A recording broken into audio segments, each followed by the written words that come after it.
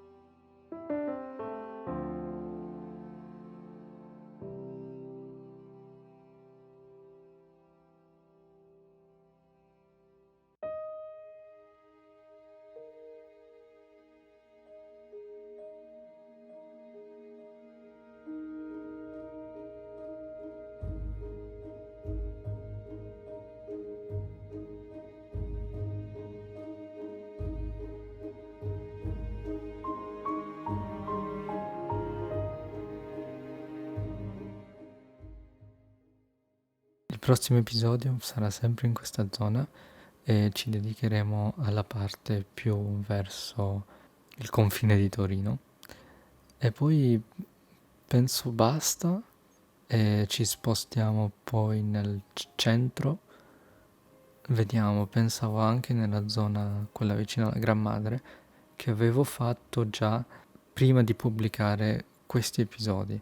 L'avevo fatto con il mio vecchio computer, però le registrazioni non erano fluide, erano anche di qualità bassa e comunque ho avuto anche molte difficoltà nel montaggio perché il mio computer vecchio praticamente era un Pentium, quindi un povero Pentium doveva gestire tutta questa città. Poverino, non ce la faceva più.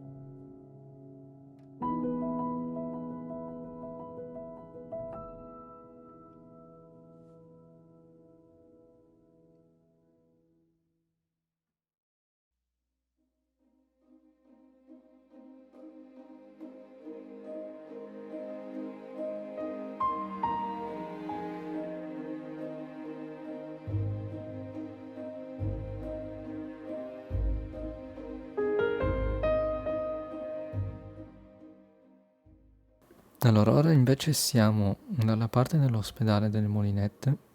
L'ospedale è enorme. Ho provato a realizzarlo comunque secondo i limiti del gioco, anche per quanto riguarda gli assets, gli edifici, quindi è un po' limitato e ho provato a farlo uguale. A me piace come è venuto fuori, è molto meglio di prima che avevo semplicemente posizionato l'edificio e basta. Invece qua ho messo proprio un po' il complesso perché appunto è un ospedale enorme e ha tantissimi reparti, c'è di tutto, però City Skyline è limitato.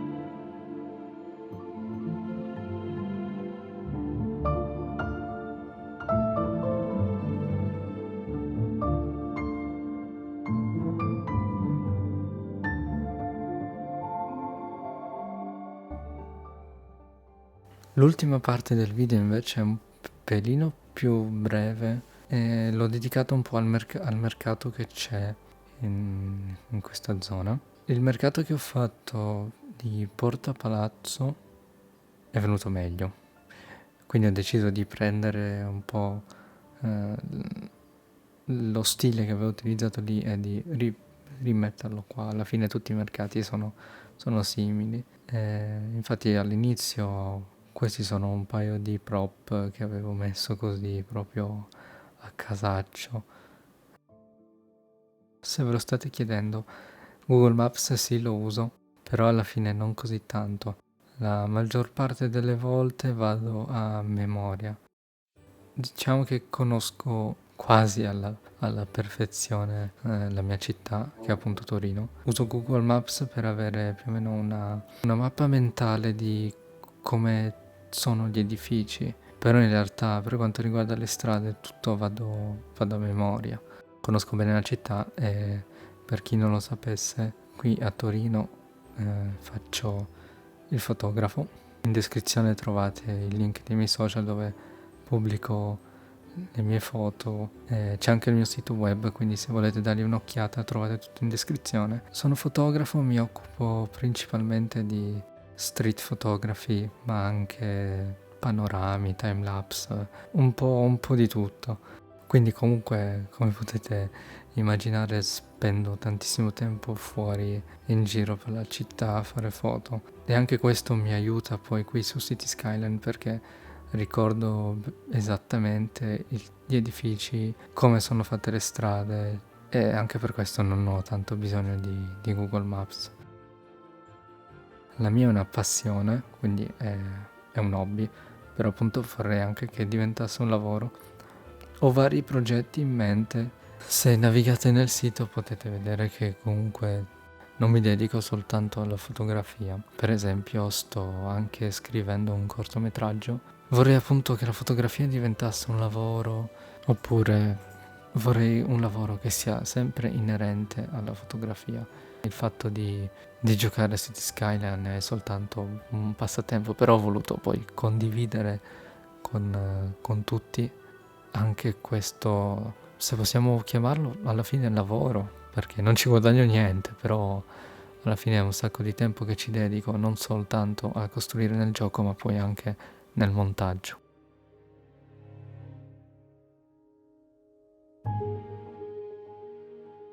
Ma comunque ragazzi, per questo episodio è tutto.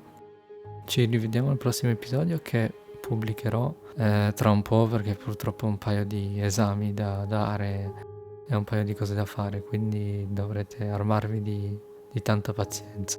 Io vi saluto, ci vediamo al prossimo episodio, vi lascio alle riprese finali e ci vediamo alla prossima. Ciao!